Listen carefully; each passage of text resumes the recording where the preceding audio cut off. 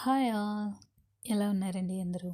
ఈరోజు మనం చందమామ బిస్కెట్స్ ఎలా తయారు చేసుకోవాలో చూద్దామండి. కేవలం 3 ఇంగ్రీడియంట్స్ తోటే మనం ఈ బిస్కెట్స్ని చాలా పర్ఫెక్ట్గా చేసుకోవచ్చు. చూసారా ఎంత మెత్తగా వచ్చాయో? కేవలం 3 ఇంగ్రీడియంట్స్ దీనికి సరిపోతాయండి. ఫ్లోరు, అలాగే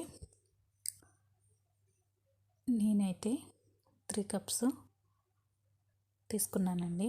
గోధుమ పిండి, మల్టీగ్రెయిన్ పిండి 2 కప్పులు, అలాగే 1 కప్పు మైదా తీసుకున్నాను. అలాగే వెన్న అండి, వెన్న 1.5 కప్ కావాలి. అలాగే పంచదార కూడా 1.5 కప్పు వేసుకోవచ్చు. మనం స్వీట్ తక్కువగా కావాలనుకుంటే 1 కప్ మాత్రం వేసుకోవచ్చండి. అంతే, కేవలం 3 ఇంగ్రీడియంట్స్ తోటి మనం దీన్ని చేసుకోవచ్చు. కేవలం మనం వెన్నతోటి లేదంటే నెయ్యి కూడా మనం వేసుకోవచ్చండి. నెయ్యితో చేసుకోవచ్చు.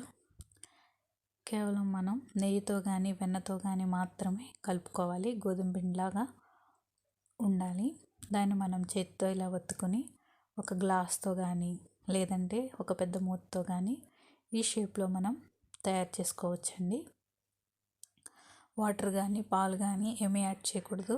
కేవలం నెయ్యితో కానీ వెన్నతో కానీ లేదా ఆయిల్తో కానీ మనం ఈ బ్యాటర్ని తయారు చేసుకోవాల్సి ఉంటుంది. మనం చపాతీకి ఎలాగైతే కలుపుకుంటామో అలా మెత్తగా కలుపుకోవాలి. మరీ మెత్తగా ఉండకూడదు, అలాగని గట్టిగా కూడా ఉండకూడదండి. మీడియంగా ఉంటే చాలా బాగా వస్తాయి.